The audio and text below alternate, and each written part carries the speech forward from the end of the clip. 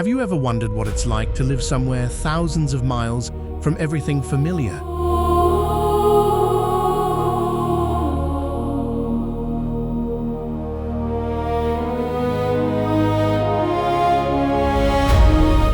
Scattered across the vast Pacific Ocean lies a chain of islands so remote, even world maps sometimes forget their names. Vanuatu, a place where volcanoes still breathe quietly beneath the surface, where ancient forests guard secrets no one has fully told, and where people have learned to live alongside what the rest of the world calls danger.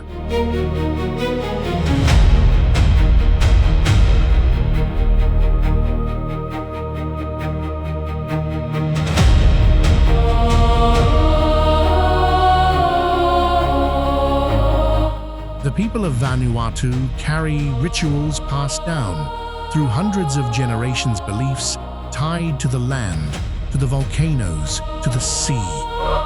Beliefs that at times even science pauses to listen to.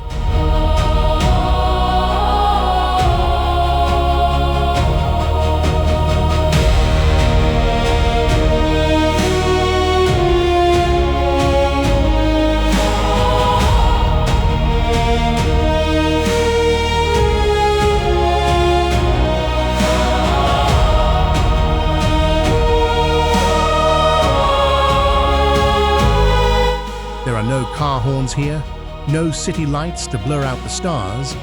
Night falls the way it was always meant, to dark enough that you can hear the ocean whisper, dark enough to feel that something ancient still lingers in the air.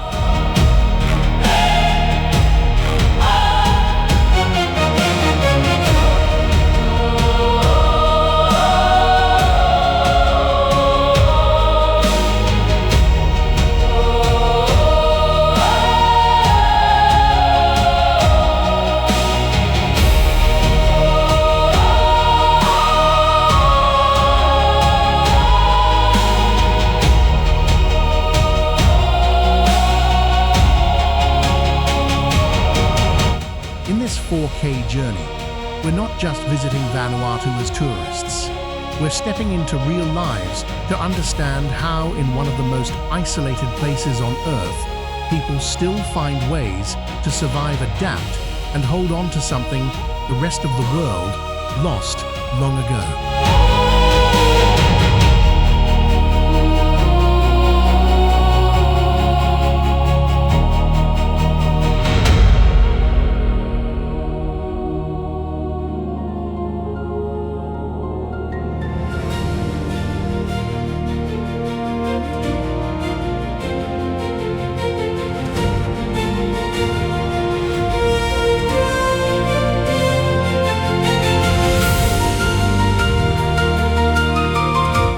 If the ocean ever needed a place to keep its secrets, it might just be the waters of Vanuatu.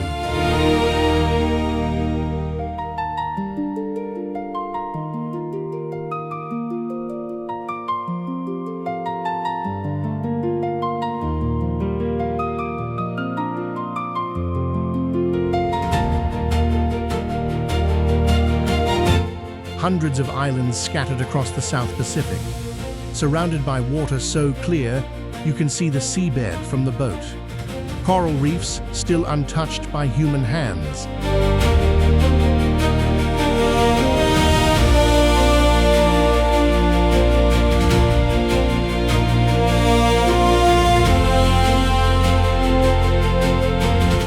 But this beauty isn't as peaceful as it looks. Beneath that turquoise surface lie coral reefs hiding shipwrecks from a war decades past.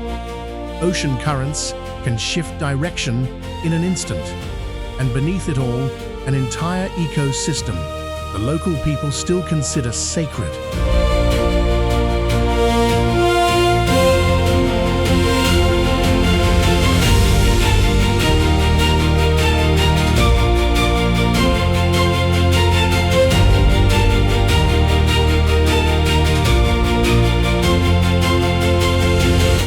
Here the sea doesn't just feed them, it's part of their ancestors, their spirits, their stories, stories that have never been written down.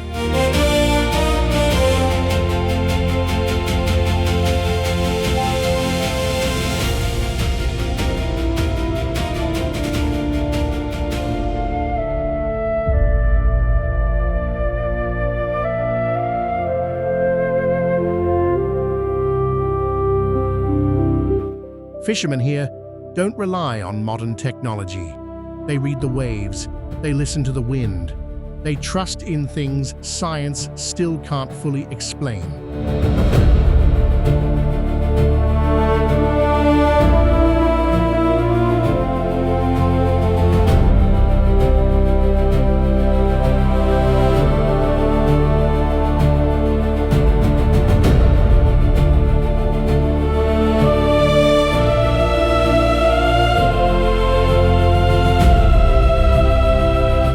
And tucked between these reefs in bays, cut off from the rest of the world, small villages still live the way their ancestors did thousands of years ago. Here, the ocean isn't a destination, it's part of who they are.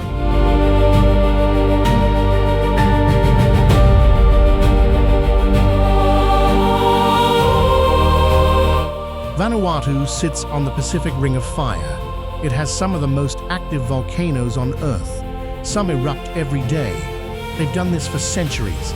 Others sleep for years. When they wake, the island adapts.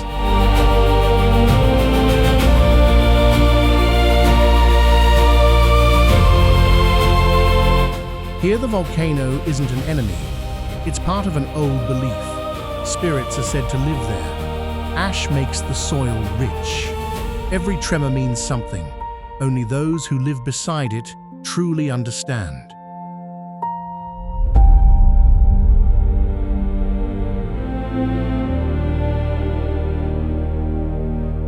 Some villagers sit near the crater. At night, they see a red glow in the sky. Outsiders call it danger. To them, it's just home.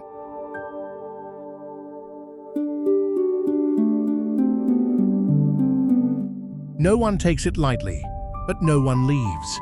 Living here isn't a gamble, it's a reminder. Humans are small, nature is not.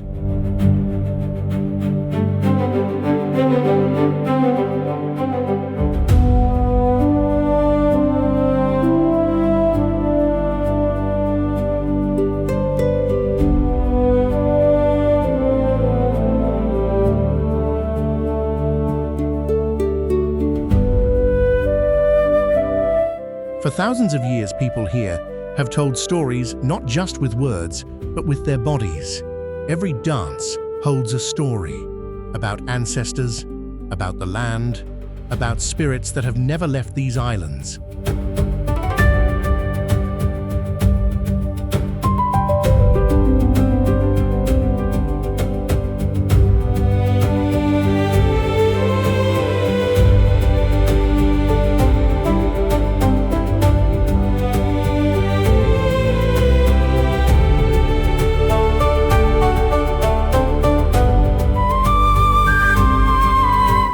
Some dances are performed only once in a lifetime, during a boy's coming-of-age ceremony, the moment he steps into manhood.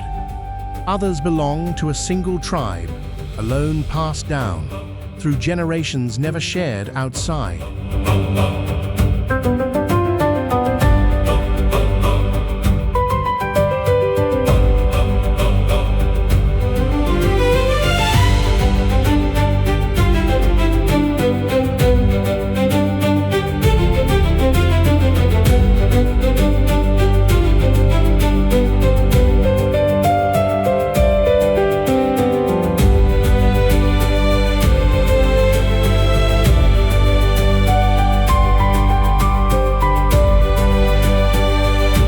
Dancers paint their bodies with clay and volcanic ash. They wear masks carved from forest wood, each one holding its own spirit. When the drums begin, the whole village seems to slip back in time to a world where spirits, ancestors, and the living still stand side by side.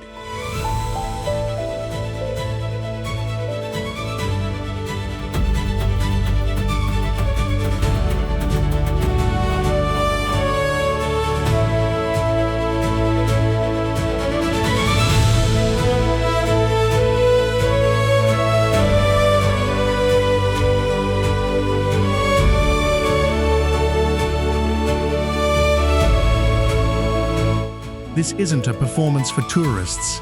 It's how the people of Vanuatu keep their past from being forgotten. Every beat of the drum, every step, is a quiet reminder we're still here and we still remember.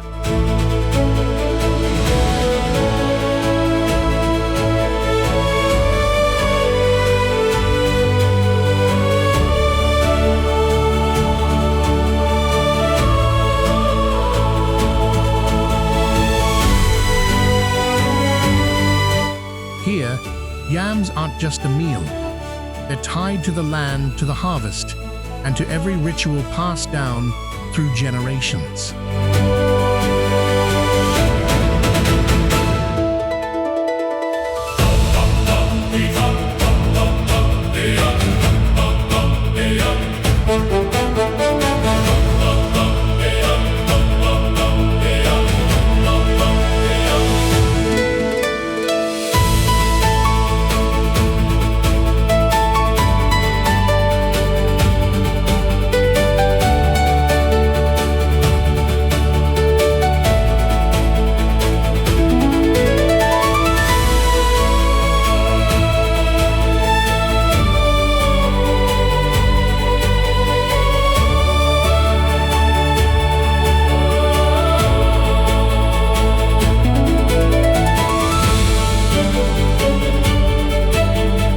Mist still lingers over the water.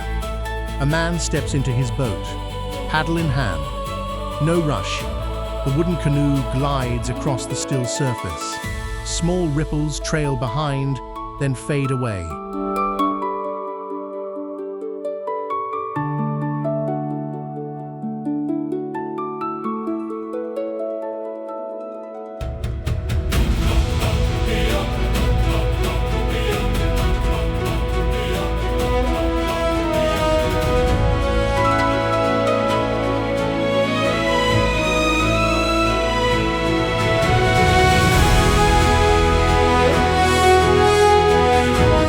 He doesn't need to look twice to know where the fish are. Darker patches of water, slower currents near the bank. Signs he learned from his father, back when he was just a child, sitting in the boat watching.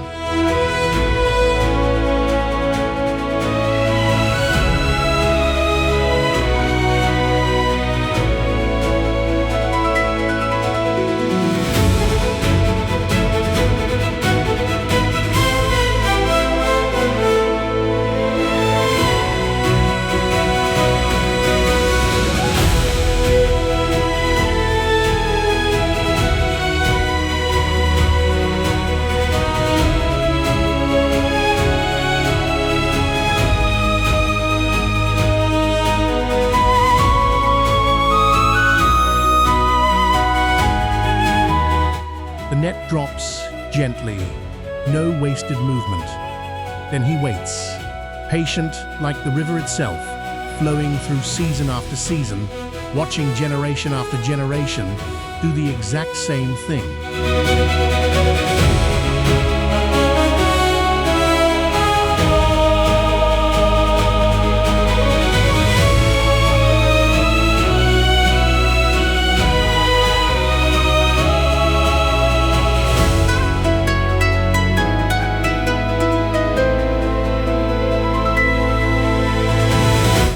This isn't just a job, it's part of growing up here.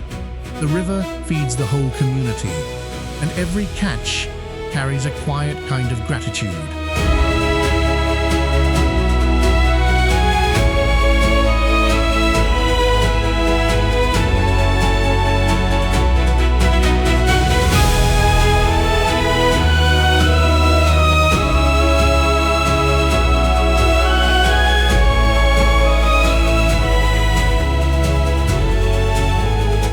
When the last catch is pulled onto the boat, they don't stop to rest.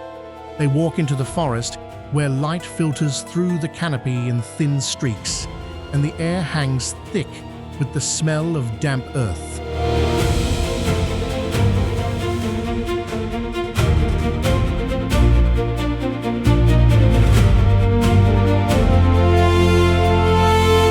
Over one shoulder, a blowpipe, nearly 2 meters long. carved from a special kind of forest wood, hollow and perfectly straight. No metal, nothing modern, just the hunter's own breath. Giving power to this weapon, a tool passed down from their grandparents still used today, not from lack, but because it's the right way to do this.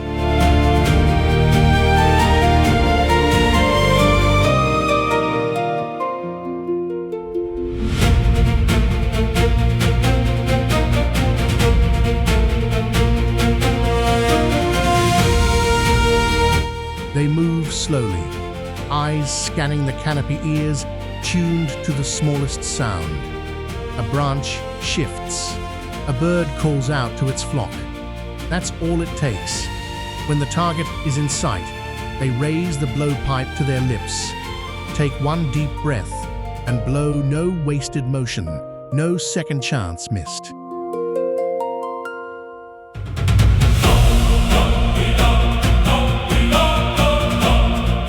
No gunfire, no rush, just patience sharpened over generations, where people have learned to move with the forest, not conquer it.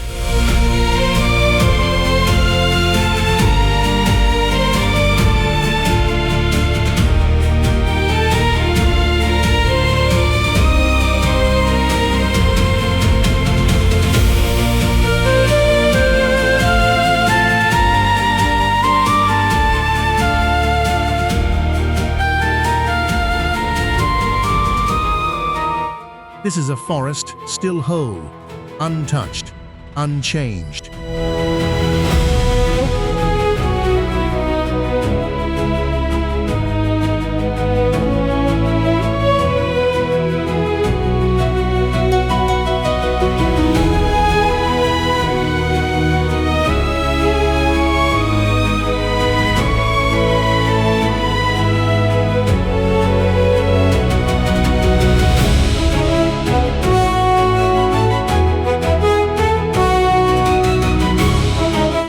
There are no paths through this forest, only what nature has left behind.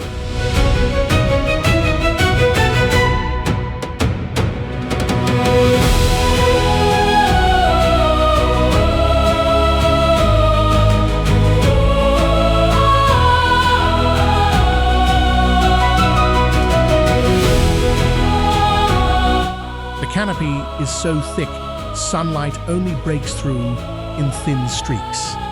The air is damp, heavy, with the smell of earth and decaying leaves. Insects, birdsong, wind, moving through branches, all blending into a sound that never stops.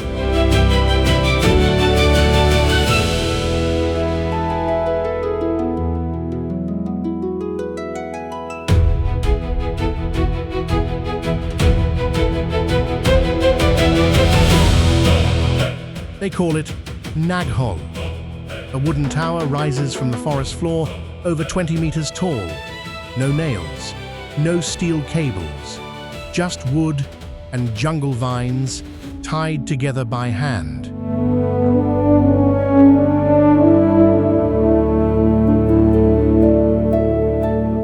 Somewhere else in the world, this might be called extreme sport.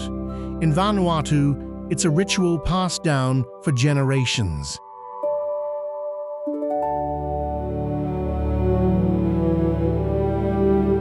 At the top, a man stands still. Vines are wrapped around his ankles, carefully chosen, measured to the exact length, the exact tension. One mistake and the cost is his life.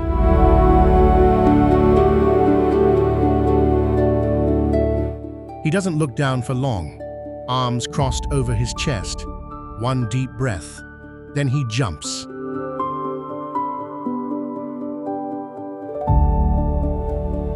This isn't about proving courage. It's a prayer for a good harvest, a ritual tied to the land, to the yam season, to a belief that the closer a man comes to the earth, the more the earth gives back.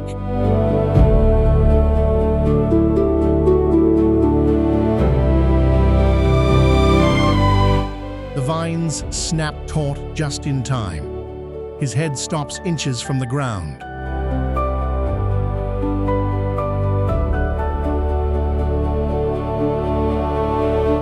The village holds its breath. Then they cheer.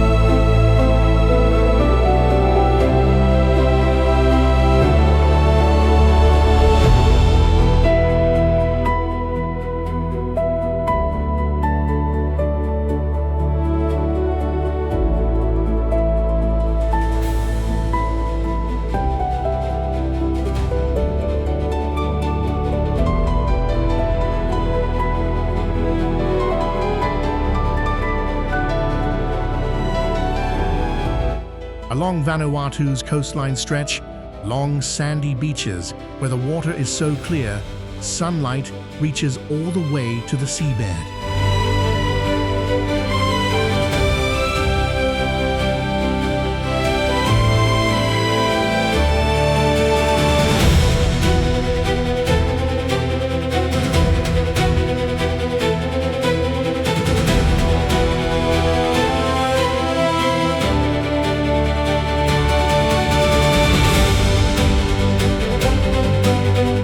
Rows of palm trees lean with the wind casting shade along the white sand.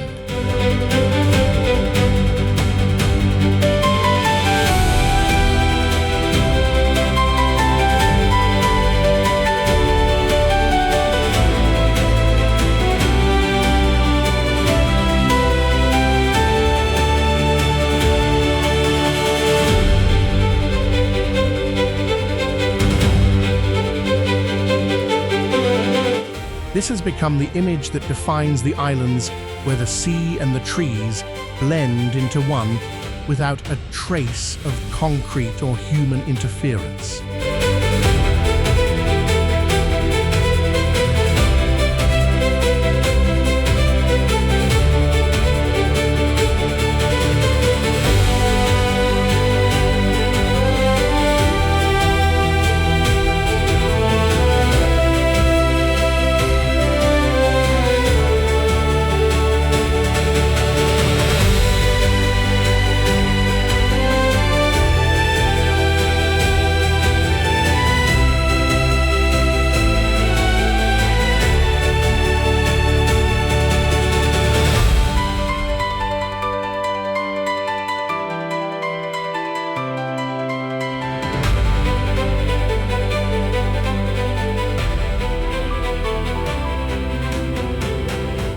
In Vanuatu, a man's strength isn't measured in words, it's worn around his neck.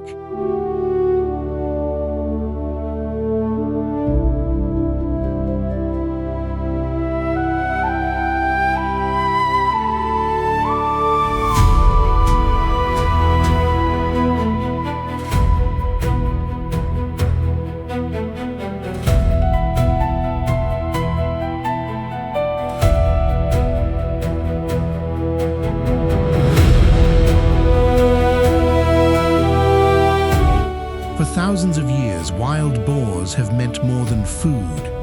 They're a symbol of wealth, of status, of everything a man has given back to his community. The more pigs he raises, the more he offers in ceremony, the more respect he earns.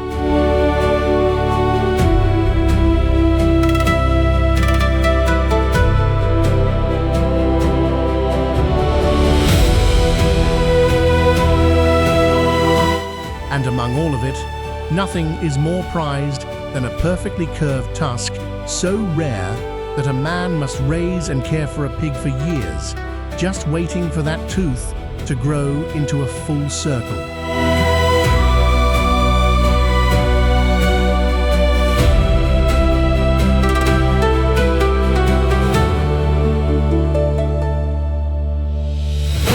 When that tusk is worn around the neck, it's more than jewelry. It's a quiet statement. This is a man who has been patient, who has earned his place in the community.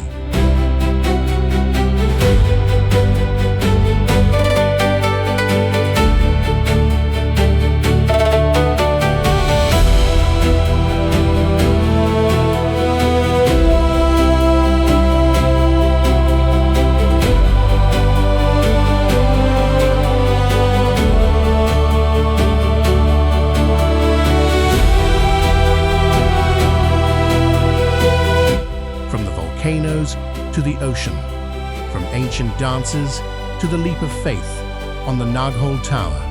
Vanuatu is a place where people have never stopped searching for their connection to nature, to their ancestors, to themselves.